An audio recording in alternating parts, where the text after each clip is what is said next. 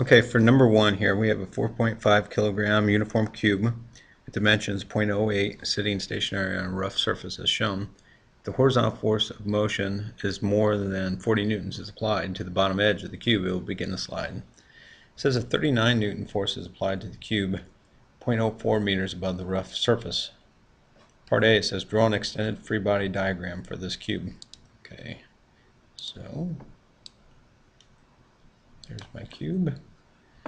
And the forces that would be acting on it, there would be a gravitational force acting right in the center.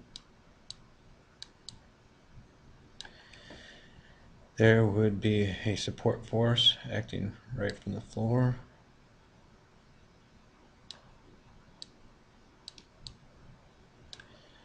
And there would be a frictional force right down here along the surface.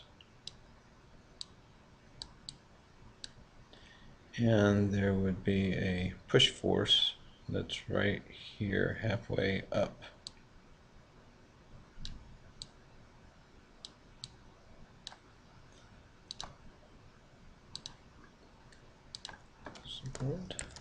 Support force on cube from floor.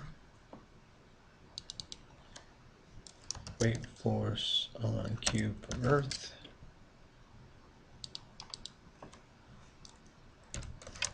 Force of push. Push force on push force on cube from push. And frictional force, static frictional force on cube from table round surface.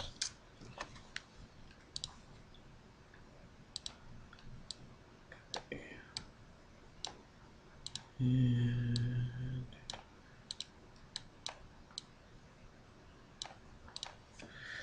okay, then it says write a net force equation for the horizontal direction. Okay, so that would be force on the cube from the push has to be equal to the frictional force of static on the cube from the surface. And since it tells us the force of push is 39 newtons, that means the static friction force on the cube is also 39 newtons. Write a net force equation for the vertical direction. Okay, that would be the normal on the cube from the floor or the surface would be equal to the weight on the cube from the earth. Since it tells us that it's a 4.5 kilogram cube, that means the weight's 45 newtons. That means the normal force on the cube from the floor or surface is equal to 45 newtons. Okay, then it says write a net torque equation using the lower right hand corner as the axis of rotation. Okay. So let's say maybe it will pivot around this corner. Okay, let's see. The frictional force is right through the pivot point, so it will not cause a torque. The weight could cause a torque, the support force could cause a torque, and the push force could cause a torque. Okay. So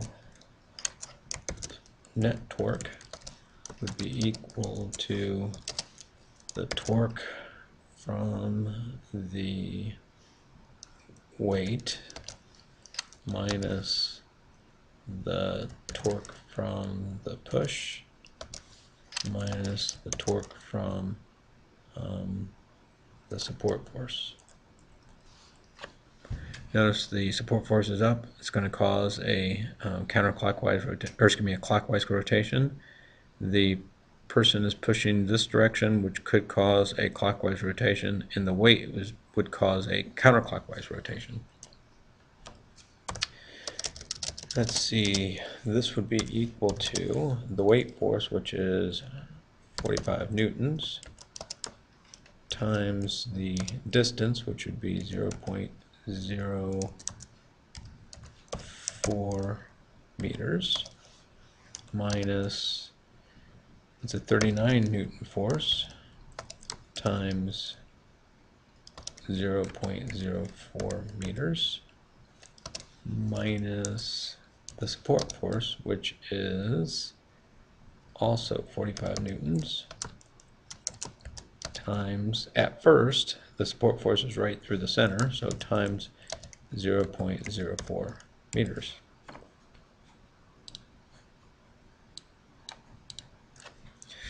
Okay, so at first, this is not going to be zero. You can see that clearly there's going to be a negative net torque. Okay, but very quickly, this thing will end up getting up on its side. Let's see if I can draw that. Very quickly, it's going to tip up on its side like this. I'm exaggerating here a bit. And at that point, that support force will be right through the pivot point. Remember that the pivot point is this corner. At that point, the torque from the support force goes to zero, for the same reason that the torque from the friction was zero. It goes right through the pivot point. And at that point, then the net torque will be positive. And so what happens, it kind of goes back and forth between this positive and negative torque, and so it doesn't tip all the way over, but it does slightly come off the surface here, so that the support force moves all the way over to the corner here like this. So is there any change in motion for this one?